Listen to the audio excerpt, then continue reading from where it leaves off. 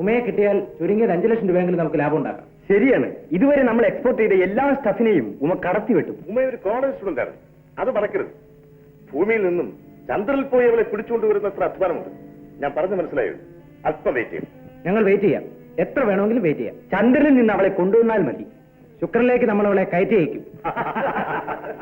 എന്തായാലും ഉമ നമുക്കൊരു ലഹരിയാണ്.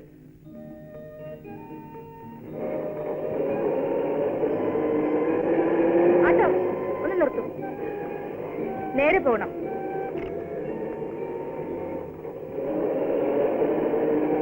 ദാദാ, ഇവിടെ ഇടത്തോട്ട് തിരിയണം. അവിടെ നിർത്തിയാ മതി. ഒരു 5 മിനിറ്റ് വെയിറ്റ് ചെയ്യാമോ? ഇതിൽ തന്നെ തിരിച്ചു പോകാമെന്ന് കരുതിയാ. 5 മിനിറ്റ് കൂടി വൈകരുത്. ഇല്ല. ശരി.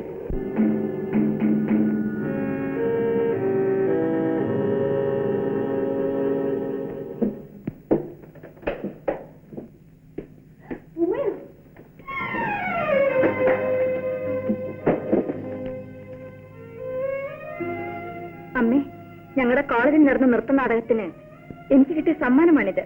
ഉമ്മേ, നീ എന്തിനാ ഇപ്പോൾ ഇങ്ങോട്ട് വന്നു? നീ അടിക്കടി ഇങ്ങോട്ട് വരുന്നത് ആരുടെയെങ്കിലും കണ്ണിൽ പെടുമെന്ന് ഞാൻ എത്ര തവണ നിന്നോട് പറഞ്ഞിട്ടുള്ളതാ. ബാബാ, ഓ, എന്തൊരു വിധിയാണിത്! സ്വന്തം അമ്മയെ കാണാൻ വരുന്ന മകളെ എന്തിനാ അമ്മ തടയുന്നത്? എന്തിനു നമ്മളിങ്ങനെ ഒളിച്ച് ജീവിക്കണം? ഇപ്പോൾ അതിന് മറുപടി പറയാൻ ആവില്ല ഉമ്മേ. എനിക്കതിന് സാധിക്കുന്ന ഒരു ദിവസം വരും. ആ പ്രതീക്ഷയോടുകൂടി തന്നെയാണ് ഞാനും ഇരിക്കുന്നത്.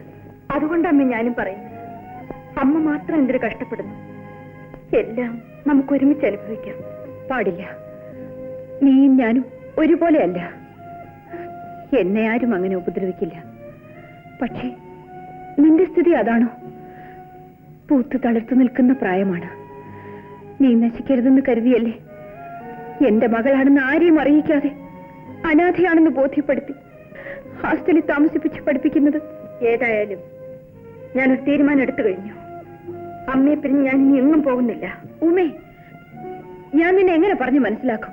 നീ ഇവിടെ വരുന്നത് നിന്റെ ജീവന് തന്നെ അപകടമാണ്. ആരാകട്ടെ?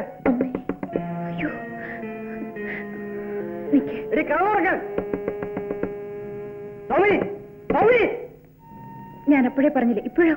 വാ വേഗം വാ. കറങ്ങാനാ പറഞ്ഞത്. എടി കറങ്ങി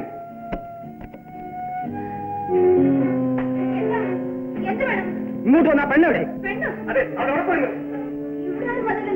എങ്ങോട്ട് പോയി? ഇതിലേ പോയിരിക്കും. പോകുന്നില്ല, നിങ്ങൾ ഉടനെ തിരിച്ചു വരും. ഡ്രൈവർ പോകാം, വേഗം പോകാം.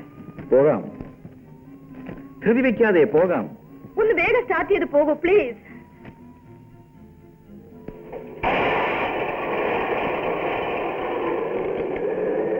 നിർത്തണം. എന്താ? എന്ത് വേണം? ഇങ്ങോട്ട് ഇറങ്ങടി. നീ അങ്ങനെ അങ്ങ് പോകണ്ട. എന്തിനാ അതിനെ പിടിച്ചിറക്കുന്നത്? കാര്യമുണ്ടാ.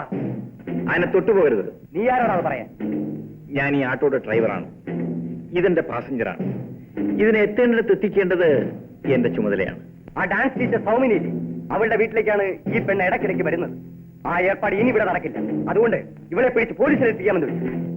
അപ്പോഴേ നേതാവേ, ഒരു സംശയം. ഒരു സ്ത്രീ മറ്റൊരു സ്ത്രീയെ കാണാൻ പോകുന്നത് അത്ര വലിയ തെറ്റാണോ? മതിയാക്കടാ. എന്നാ നീ ഒന്ന് മതിയാക്കടാ.